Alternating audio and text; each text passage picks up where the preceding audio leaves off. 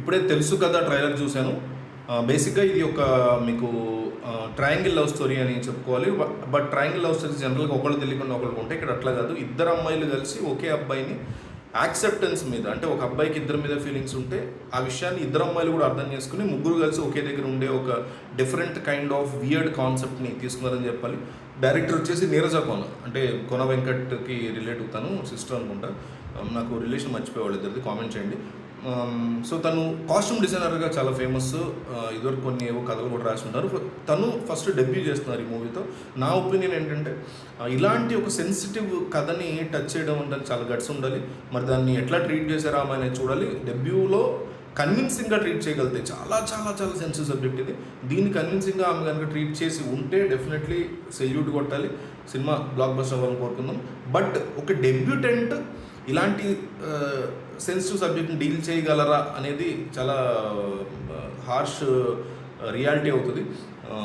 So నాకైతే పెద్దగా నమ్మకాలు కనిపించలేదు ఆ టీజర్లో. సిద్ధు జొన్నలగడ్డ కూడా చాలా రిపిటేటివ్గా మాట్లాడుతున్నారు. బ్యాక్గ్రౌండ్ మ్యూజిక్ ఎక్సలెంట్గా ఉంది ట్రైలర్లో, కానీ ఓవర్లాప్ అయిపోయింది డైలాగ్స్ దగ్గర. హర్ష వైవ ఒక్కడే కాస్త హోప్ కనిపిస్తున్నట్టు టీజర్ మొత్తం మీద. అది కూడా మళ్ళీ అక్కడ కూడా హర్ష వైవ దగ్గర కూడా బూతులు పెట్టేసి లాస్ట్లో ఇట్లా బెండ్ అవ్వడం అవసరం లేదు. ఒక ఫీమేల్ డైరెక్టర్ అయినా కూడా అవే బూతులు అవి ఉంటేనే సినిమా అన్నట్టు చూపించడం. అండ్ టైటిల్ వచ్చేసి టూ మచ్ ఆఫ్ స్మూత్ ఉంది. ఇదైతే very very risky kind of, అంటే మనోళ్ళు చూడగానే అందరూ త్రీసమ్ అనే ఫీలింగ్ వచ్చేస్తుంది.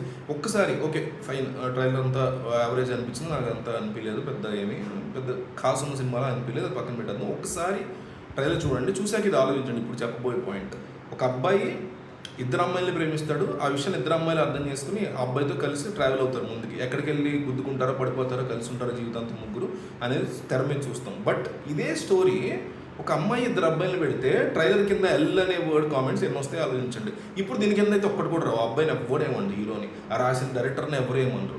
బట్ ఇదే స్టోరీని ఒక అబ్బాయిని పెట్టి ఒక అమ్మాయిని పెట్టి ఇద్దరు అబ్బాయిని పెట్టి కనుక మనం తీస్తే ఇదే ట్రైలర్ రిలీజ్ అయ్యి ఉంటే, ఇందులో రాశి ఖన్నా హీరోయిన్ శ్రీనిధి శెట్టి కదా, వీళ్ళిద్దరిలో ఒకళ్ళు ఉండి సిద్ధు జొన్నలగడ్డతో పాటు అవతల ఆనంద్ దేవరకొండ లాంటి వాళ్ళు ఉంటే కింద కామెంట్స్ డైరెక్టర్ని కానీ క్రూని కానీ ఎస్పెషల్లీ ఎవరైతే క్యారెక్టర్ వేస్తారో ఆ ఫీమేల్ క్యారెక్టర్, ఆ వ్యక్తిని ఎన్ని బూతులు తిడతారు కింద ఆలోచించండి.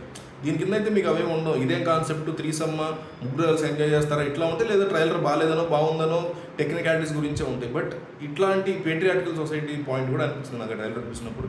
సో మొత్తం ట్రైలర్ అయితే ఏమాత్రం ఇంప్రెసివ్గా లేదు. ఇది ఒక ఎత్తిపోతల పథకంలా అనిపించింది ఈ ట్రైలర్ నాకు చూసిన తర్వాత సినిమా గురించి అయితే. Anyway we wish all the best for the team. మనల్ని వాళ్ళు రాంగ్ అని ప్రూవ్ చేయాలని నేనైతే ఎప్పుడైనా కోరుకుంటా, బాగుండాలని కోరుకుంటా.